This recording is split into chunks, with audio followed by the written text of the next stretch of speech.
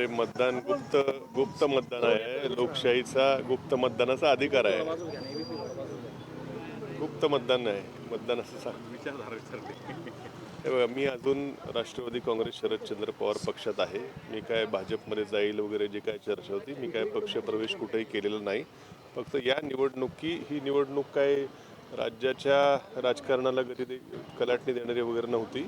पोटनिवडणूक होती. म्हणून मी वेळोवेळी सांगितलं की स्थानिक प्रश्न बघून फक्त या निवडणुकीमध्ये मी थांबण्याची भूमिका घेतलेली आहे. मी काही कुठला पक्ष सोडलेला नाही, नवीन कुठल्या पक्षात प्रवेश देखील केलेला नाही.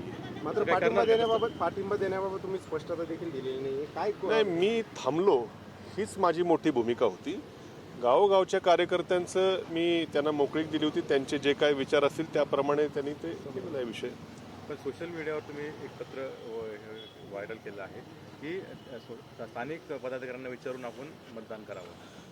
स्थानिक कार्यकर्त्यांच्या गावोगावच्या काय काय अडचणी असतात, त्यांची काय मतं असतात, त्याचा आदर राखत त्यांना मी मोकळीक दिलेली आहे आणि त्या पद्धतीने त्या गावचे आमची पार्टीची संघटनेची जी काय मतं असतील त्यानुसार मतदान करावं असं सांगितलं.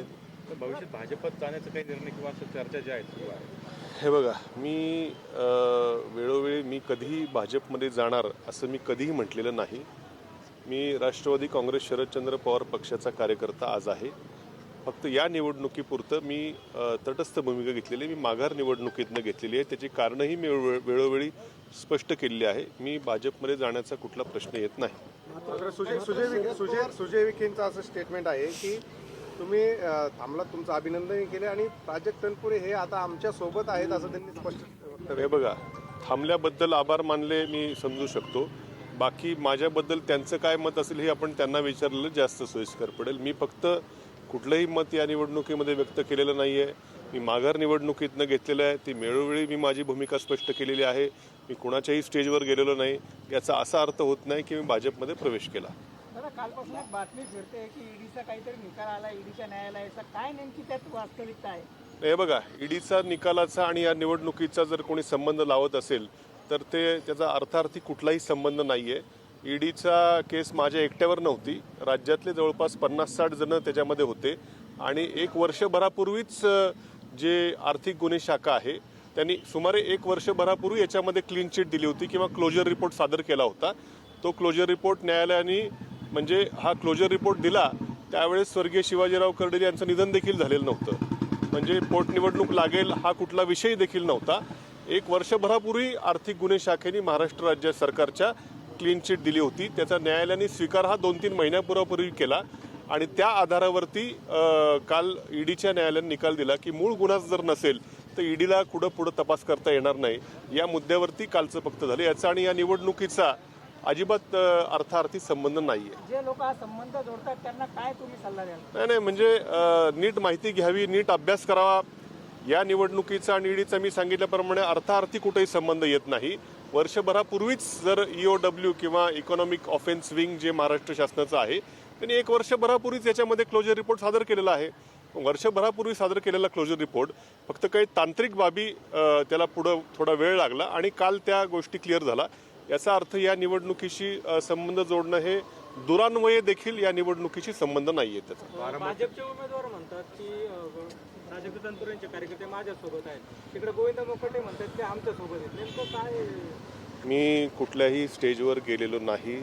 कार्यकर्त्यांनी त्यांची काय गावातली परिस्थिती असेल, गावातले स्थानिक राजकारण असेल ते बघून त्या ठिकाणी निर्णय घेतला असेल. मी कुठल्या स्टेजवर तुम्हाला दिसलोय का काय?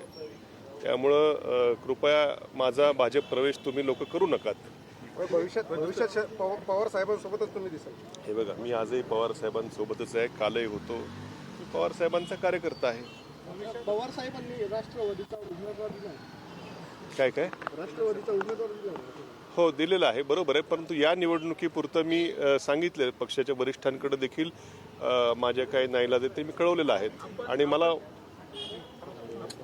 मला उमेदवार पक्ष शेवटच्या क्षणी देईल याची थोडीशी कल्पना मला नव्हती. मला वाटलं बहुतेक बारामतीची बिनविरोध तशीच भूमिका पक्षाची इतर राहील. परंतु कदाचित काँग्रेस पक्षानं निवडणूक लढवण्याचा आग्रह धरल्यामुळे कदाचित पक्षाला उमेदवार द्यावा लागला असेल असं मला वाटतंय. बहुतेक काय होतं?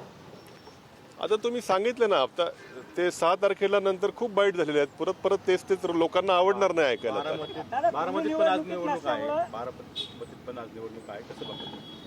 नाही, तिथली परिस्थिती मला माहीत नाही, परंतु ज्या पद्धतीनं अजितदादांचं नेतृत्व होतं, राज्यव्यापी नेतृत्व होतं, बारामतीमध्ये मागच्या वेळेस 1.5-2 लाखांनी दादा निवडून आले होते. त्यांचं प्रेम बारामतीकरांचं दादांवरती आहे. त्या प्रेम जनता दाखवेल अशी मला अपेक्षा आहे त्या ठिकाणी. दोन्ही राष्ट्रवादी एकत्रित येतील का भविष्यात काय? ते मी हे उत्तर देण्याइतपत मी मोठा कार्यकर्ता नाही. रोहित पवार म्हणतात की जय पवार तुम्ही निवडणुकीत नसल्यामुळं वरिष्ठ नेत्यांनी देखील मतदारसंघाकडे पाठ फिरवली, कोणीच आलं नाही.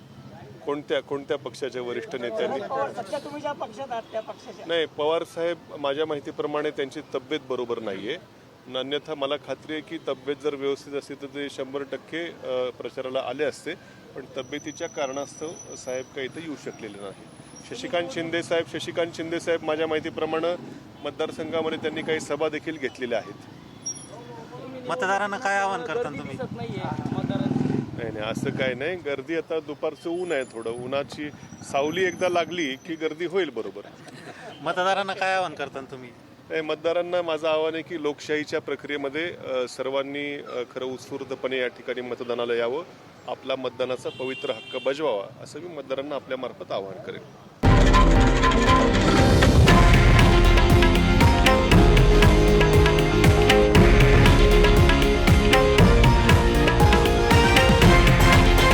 हे आहे देशातील नंबर 1 न्यूज नेटवर्क आणि आपण पाहत आहात TV9 मराठी, एकमेव.